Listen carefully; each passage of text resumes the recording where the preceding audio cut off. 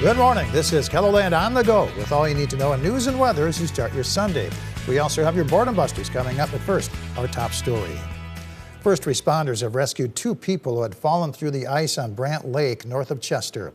Lake County Emergency Management says the 2 had been ice fishing and were driving their side-by-side across the lake last night when they broke through the ice. The 2 fishermen were transported to the hospital along with one of the first responders as a precaution. Crews in Corson County battled a house fire for several hours in McLaughlin Saturday. The sheriff's office shared these pictures of the scene near the 300 block of 3rd Avenue East. Residents inside the house made it out safely, but family pets are missing. Earlier in the day, authorities in Lincoln County shut down traffic while crews battled a nearby house fire. Officials say no one was inside the residence at the time of that fire. The stretch of 472nd Avenue north of Worthing reopened to traffic later in the afternoon. Democratic State Senator and mayoral candidate Jamie Smith hosted a town hall Saturday to discuss the proposed data center for Sioux Falls. Dozens of people turned out to ask questions about the project and to give their opinions. Smith says the data center will require a lot of regulation in order to protect the city's infrastructure. We will need to guarantee that the data centers won't break our energy grid. We will need guarantees that our water will not be affected. We will need guarantees that Sioux Falls citizens won't pay more for their energy. A group called Let Sioux Falls Vote was at the meeting asking people to sign a petition to put the rezoning of the data center land to a public vote. South Dakota Attorney General Marty Jackley says one of his top legislative priorities this session is cracking down on drugs in state prisons. 8 inmates have died from overdoses while serving time. Several people have already been charged, and Jackley says more arrests will be announced tomorrow. On Monday, I'll be announcing a 4th set of charges. The charges range from state employees to private citizens or other inmates bringing the drugs in. I think that has to stop. Jackley says his prison bill will deter people from bringing in drugs into the state pen and hold people more accountable if they do. Let's take our first look at the forecast now with meteorologist Adam Brunt in the Storm Center. Good morning, Adam. Good morning, Perry, and good morning, everybody. Another cold start to the day out there, and we have another cold afternoon on the way for both sides of the river. So let's get right to it. There's a view of Falls Park where the falls are sufficiently frozen over. 4 below zero at the airport this morning with a northeast wind at 3 miles per hour. And not much better in Aberdeen, 6 below with a north wind at 16 miles per hour on this very cold Sunday morning. Let's a look to the southeast up there in Brown County. A view east from our camera in Pierre, or above zero. It's at 2.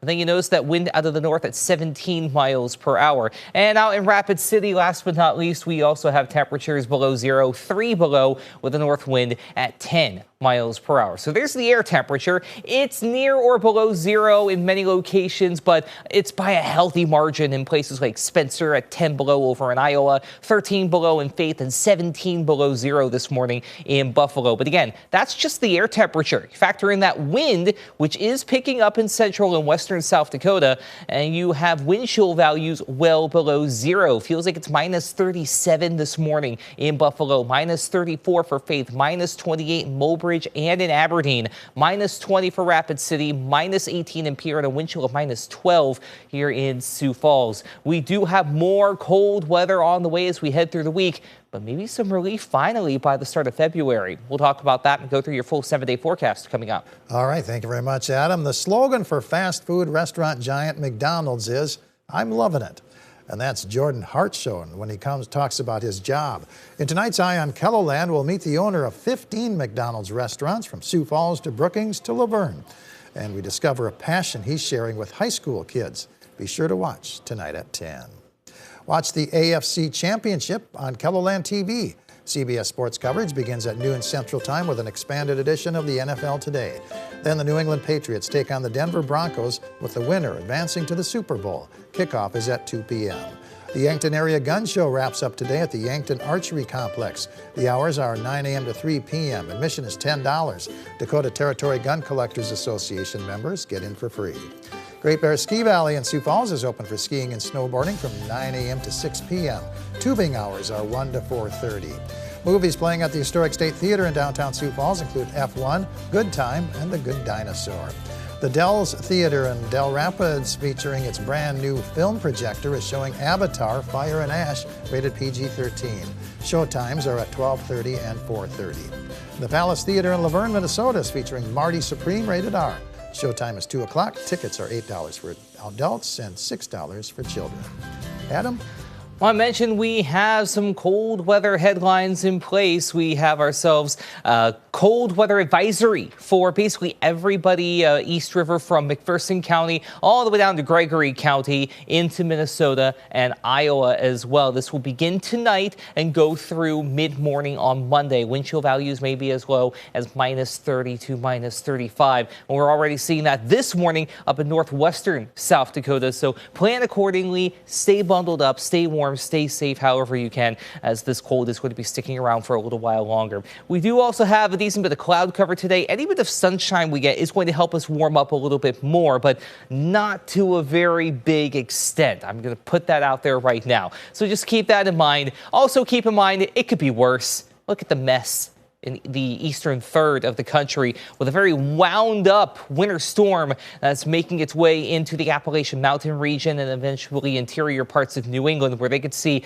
over a foot of snow from this storm that's going to continue to move on through.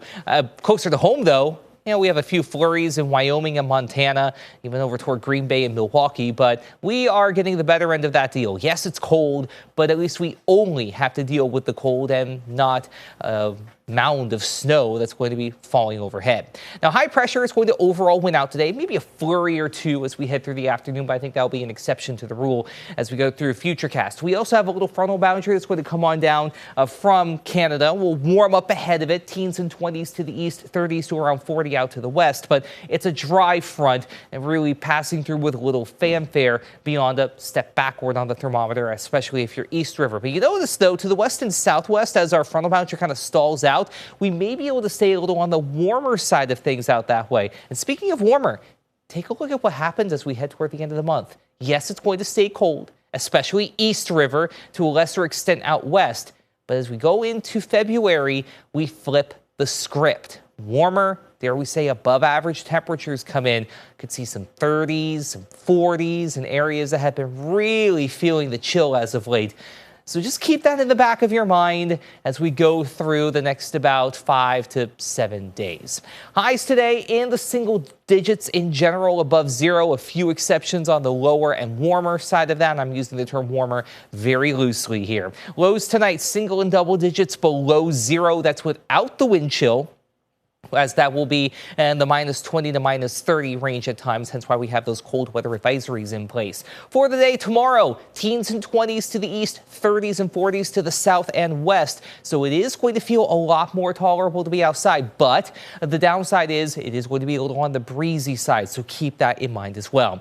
Here's your 7-day forecast. Outside of today, teens and 20s by day, near to below zero lows by night. Could see a few snow showers on Wednesday in Sioux Falls and in Aberdeen. But again, outside of today, it's not as bad, at least for high temperatures. Aberdeen 3 today, but just like Sioux Falls, teens and 20s after today by day. Then temperatures by night still around and below zero. For Pierre, you do a little bit better. 6 today, 20s and 30s Monday going into next Saturday, with overnight lows in the single digits above zero. And outside of a flurry or two, we're pretty quiet. For Rapid City, 20% chance for at least a couple of snow showers today, otherwise 14, then a breezy 43 on Monday. And once you get to that, you stay in the 30s and 40s really through the rest of the week and into the start of next weekend. So again, you at least have something to look forward to once we get through today's bitter cold. Stay safe and have a great day, everybody. For more of your local news, weather, and sports, you can always head on over to KELOLAND.com.